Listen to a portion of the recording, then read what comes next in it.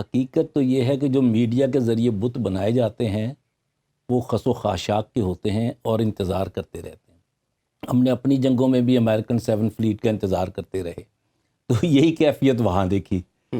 اب یہ ہے کہ جنگ جو ہوتی ہے, جنگ کی کاسٹ کیا ہے, اس کی قیمت کیا ہے. یہ قیمت وہ ہے جو اسرائیل کی حکومت برداشت نہیں کر سکتی. اور ان کا 7 اکتوبر کا حملہ جو تھا, یہ پوری زائنسٹ آرگنائزیشن جتنی بھی ہیں, خواہ وہ بلیک راک ہو یا وین گارڈ ہو یا اور اس کے ذیلی یہ میکڈونلڈ ہو, ان سب کی جڑیں ہلی ہیں. اور جیسا کہ ابتدائی طور پر بھی یعنی اسرائیلی تھنکرز جو تھے اور جرنلسٹ جو تھے, انہوں نے شروع میں ہی کہا تھا کہ یہ جنگ بھاری پڑے گی, آسان نہیں ہے. اب یہ ہے کہ وہ مجھے افغان جہاد کے دوران کا ایک واقعہ یاد آ رہا ہے کہ افغان مجاہدین سے جب پوچھا جاتا تھا کہ بھی آپ کس طرح کرتے ہیں, کہتے بھی اگر گولی سے بندہ مرتا ہے تو دیر نہیں کرتے, اور اگر گولی بچتی ہے تو ہاتھ سے مارتے ہیں. تو حماس نے وہ کام کیا ہے کہ اگر وہ ایک بامبنگ کرتے ہیں تو اس کی کاسٹ کتنی ہے. دوسرا یہ ہے کہ وہ کسی مجاہد کے ڈیرے کو اڈے کو نہیں مار سکے, اور یہ جنگ پھیل کے حوثیوں کے پاس بھی چلی گئی. یہ بھی آپ دیکھیں گے کہ اگر یہ کنٹینیو کرے گی تو ارد گرد بھی چلی جائے گی, جس کی وجہ سے اسرائیل نے خاموشی کے ساتھ فیس سیونگ کے لیے کہا کہ ہمیں اس دلدل سے نکالو. مگر کیا یہ دلدل سے نکل جائیں گے؟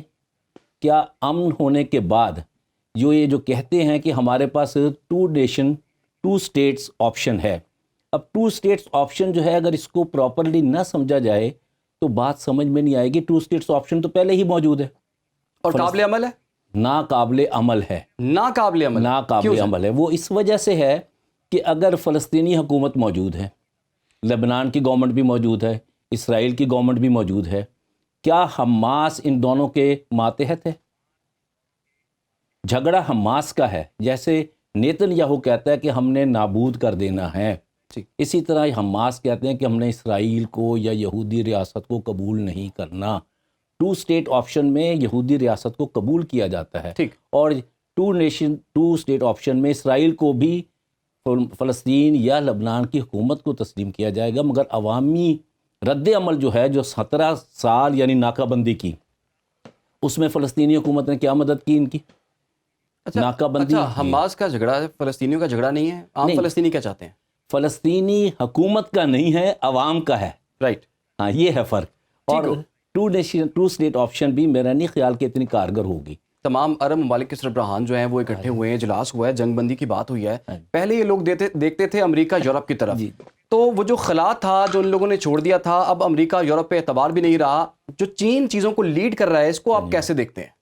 بہت بہت شکریہ. یہ سی پیک سے بڑا گیم چینجر ہے 7 اکتوبر. حماس نے پوری دنیا کا نقشہ بدلا ہے. اس نقشے میں آپ دیکھیے کہ ابھی چینی صدر جب یعنی امریکہ گئے ہیں تو اس سے پہلے انہوں نے اپنی آفیشیل یعنی ورلڈ میپ سے اسرائیل کا نقشہ ہٹا دیا ہے, اس کا نام بھی ہٹا دیا ہے. اس کے بعد آپ دیکھیے کہ چائنا کی جو بڑی بڑی کمپنیز ہیں, علی بابا وغیرہ, انہوں نے بھی نقشہ ہٹا دیا کہ اسرائیل ایگزسٹ نو مور. یہ اتنی بڑی تبدیلی ہے کہ اس کے بعد آپ نے دیکھا کہ عرب ممالک بھی اس طرف توجہ کی اور دیگر ممالک بھی کریں گے.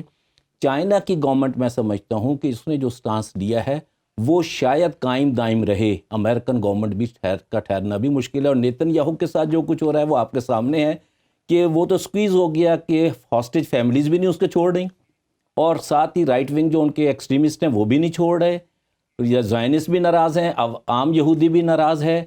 تو سب سے پہلی تبدیلی تو میرا خیال ہے نیتن یاہو کی ہوگی.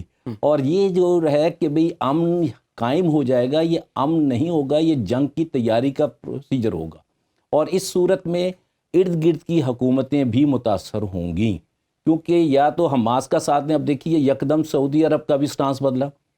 سعودی عرب بھی اب چین کے پناہ لے رہا ہے. دیگر ممالک اس سے پہلے انہوں نے معاشی طور پہ بھی پناہ لی تھی ڈالر کو نیچے گرانے کے لیے. اب یہ ہے کہ پورا ورلڈ پاور جو ہے اس کا جو پول ہے وہ واشنگٹن کے بجائے چائنا کی طرف جا رہا ہے. اور اس جنگ میں چائنا نے اگر نقشہ ہٹا دیا, اسرائیل کا نام ہٹا دیا ورلڈ میپ سے اپنے آفیشیل, یہ بہت بڑی تبدیلی کا پیش خیمہ ہے. اور یہ ہے کہ آیا اس جنگ میں اسرائیل مزید قوت اور طاقت استعمال کرے گا، اپنی دولت استعمال کرے گا. جذبے جو ہوتے ہیں وہ بڑی مشکل سے دبتے ہیں. وہ کسی نے بڑا بھرپور شعر کہا ہے، جہاں جنگل سروں کے ہوں وہاں کب تک چلیں آرے، کہ چلتے چلتے آخر کار آرے ٹوٹ جاتے ہیں. یہ آرے ٹوٹ رہے ہیں، مگر یہ ہے کہ کیونکہ وہ ہیوج کمپلیکس ہے، اس کو ٹوٹنے میں وقت لگے گا، مگر اس کا سفر شروع ہو گیا ہے. بالکل. اور چائنا کی جو اسے دبا رہے تھے وہ مزید طاقتور بن کے ابھرا ہے، اور چائنا کے ابھرنے سے پاکستان کو بھی بڑا سہارا ملے گا اور انڈیا کو بھی نقصان ملے گا، جو سیکنڈ پرسن یا سیکنڈ سٹیٹ کے طور پر اسرائیل کی یہاں پہ کام کر رہا تھا. اور یہ تبدیلیاں جو ہیں یہ اوورآل آپ دیکھیں گے کہ بہت سی مسلمان ریاستوں کو ابھی سے پناہ لینا پڑ گئی، کھل کے اس کا ساتھ نہیں دے رہے. روس نے دیا ہے ساتھ، وہ UNO کی قرارداد میں شامل نہیں ہوا، مگر چائنا تو شامل ہوا ہے. جبکہ یوکرین میں چائنا اور روس اکٹھے تھے، ان کی راہیں بھی مختلف ہوئی ہیں. بالکل. تو یہ ایک بہت بڑا گیم چینجر ہے اور اس حقیقت کو سمجھنا پڑے گا. اور اسرائیل نے اسی دن جنگ جیت لی تھی جب اس نے اس کا امیج ٹارنش کر دیا، بلکہ ڈسٹرائے کر دیا کہ Israel is no more power in the world. Hamas نے کہ Israel is no more power in the world. اس کے بعد یہ اپنے آنسو سمیٹ رہا ہے، اپنی سسکیاں چھپا رہا ہے. یہ سسکیاں کب تک چھپائے گی؟ یہ درندگی جو ہے، یہ اولاد آدم اور انسانیت کے چہرے پر ایک داغ ہے، بدنما داغ ہے کہ آپ جنگ تو لڑ نہیں سکتے، معصوم بچوں اور عورتوں کو مار رہے ہو، اور بچے شہریوں کو پکڑ کے تم ان کے ساتھ جو سلوک کر رہے ہو، جیسے بریگیڈیئر صاحب نے ابھی ذکر کیا. کیا یہ انسانی سلوک ہے؟ کہاں گئی آدمیت، کہاں گئی انسانیت، کہاں گیا احترام؟ علامہ اقبال کا بڑا پیارا شعر ہے کہ اگر اس دنیا میں رہنا ہے، آدمیت احترام آدمی، باخبر شو از مقام آدمی. اگر یہ انسان دوستی یا انسان پرستی کا یہی عالم ہے، میڈیا کے ذریعے تو بتاتے تھے، اس کا یہ امیج بھی ٹوٹ گیا اور اس نے اپنے ہاتھوں برباد کیا ہے. آپ لڑ رہے ہیں تو فائٹر سے لڑیں. بالکل فائٹر سے لڑیں سر. کھیل کے میدان میں بھی انڈونیشین یعنی جو ہے ہاسپٹل، اس کو بھی برباد کر دیا، الشفا پہلے کر دیا. بالکل.